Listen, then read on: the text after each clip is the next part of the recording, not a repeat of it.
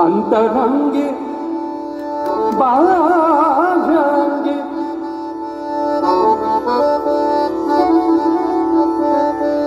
अंतरंगी बाह्य अंगी मन हरपले तुझे नाम आले योगी तुझे नाम आले योगी तुझे नाम आले योगी भारवने तुझे नाम आले योगी सूर भारवने तुझे नाम आले योगी सूर भारवने तुझे नाम आले योगी सूर भारवने तुझे नाम आले योगी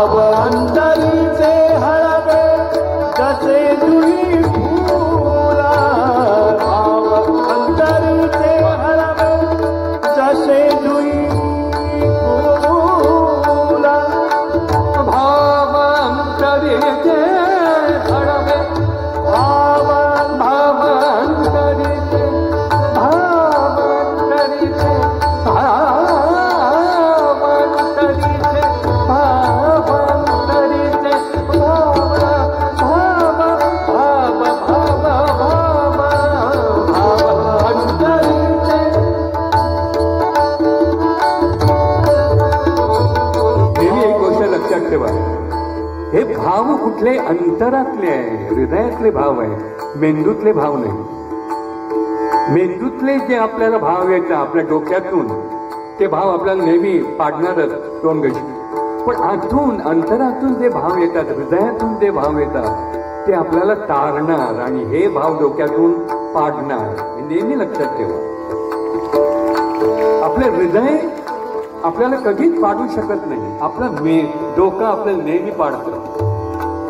आपण नेहमी म्हणता हा हवे मरे तो असे किती म्हाका ते हे झाले रे, मी असा विचार केला ना आणि तो असा डोक्यातून पडणार असतो माणूस. पण हृदयातून डोक्यातून प्रेम कधीच येत नाही, प्रेम हृदयातून येतं. म्हणून असं म्हटलंय की ईश्वर प्रत्येकाच्या हृदयात आहे, प्रत्येकाच्या डोक्यात नाही.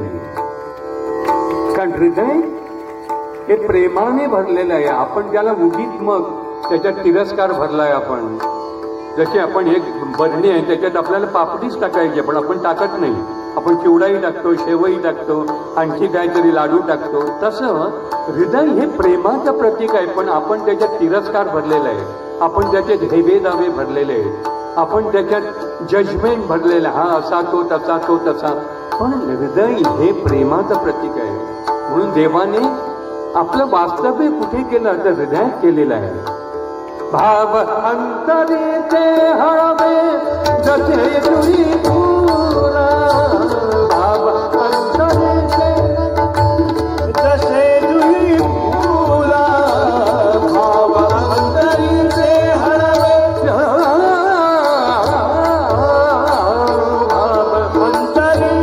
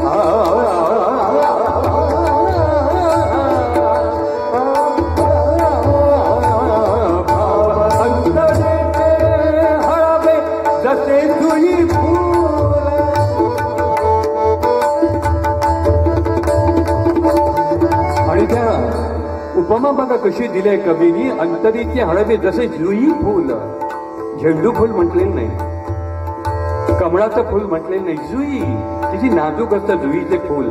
तसे आपल्या हृदयातले भाव जे प्रगट होतात ते त्या जुईच्या फुलाप्रमाणे असतात, झेंडूप्रमाणे नसतात, कमळाप्रमाणे नसतात. जुई फूल जसे जुई फूल. भाव अंतरीचे हळवे जसे जुई फूल,